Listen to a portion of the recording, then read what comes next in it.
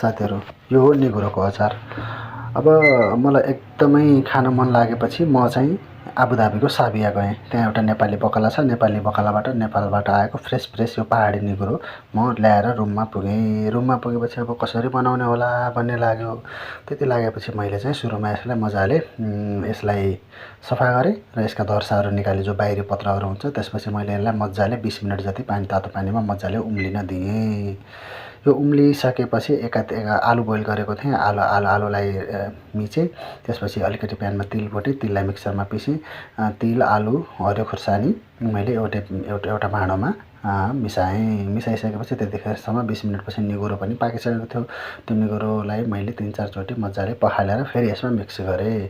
Mix गरेपछि यसमा धेरै गर्नुपर्ने केही पनि छैन। अलिकति स्वादअनुसार नुन राखेँ। त्यसपछि चाहिँ मैले मजाले एउटा प्यानमा तेल राखेर तेलमा चाहिँ मेथी, जिरा, सौँफ फुराएँ मजाले, झप्पै त्यसमा खनाइदिएँ। खनाइदिएपछि अलिकति माथिबाट कागती निचोरेँ।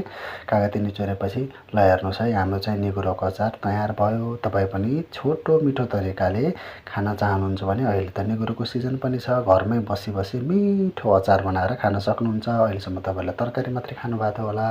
ल अब चाहिँ निगुरोको अचार यसरी खानुहोस् है त। कतिलाई मनपर्छ निगुरोको अचार कमेन्ट गर्न नभुल्नुहोला।